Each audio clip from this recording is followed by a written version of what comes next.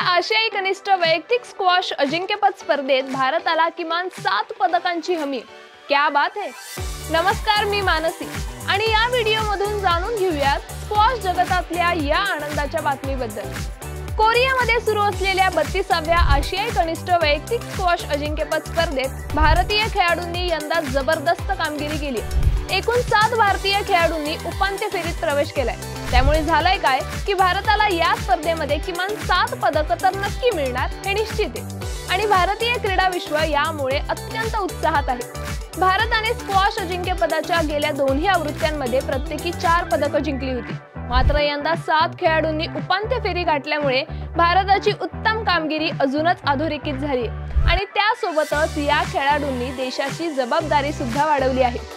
ही स्पर्धा आशियातल्या सर्वोत्तम तरुण स्क्वॉश खेळाडूंना एकत्र आणणारी असल्याने भविष्यात वेगवेगळ्या आंतरराष्ट्रीय स्क्वॉश स्पर्धांमध्ये यश मिळवणाऱ्या खेळाडूंसाठी ही एक महत्त्वाची पायरी मानली जाते। आर्यवीर दिवान, आर्यमन सिंग, अमर्य बजाज, अयान धनुका, अनाहत सिंग, अंकिता दुबे, सानवी कलिंकी या आपल्या भारताच्या खेळाडूंनी आपापल्या गटांमध्ये उत्कृष्ट अशी कामगिरी करत सेमी फायनलला एंट्री केली।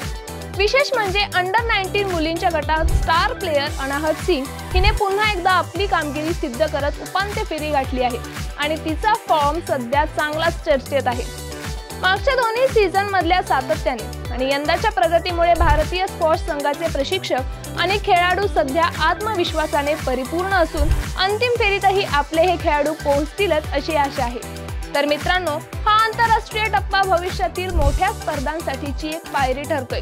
त्यामुळे आता स्क्वॉश मध्ये भारताचा दबदबा वाढतोय आणि स्क्वॉशचे चाहतेही आता अजून वाढणार आहेत असं दिसतंय। चला आता आज आणि उद्या सेमी फायनल आणि फायनलच्या मॅचेसचा थरार एन्जॉय करूयात। बघूयात कोण कुठली पदकं जिंकतंय। अशाच क्रीडा विषयक अपडेटसाठी AGC स्पोर्ट्सला नक्की सबस्क्राइब करा।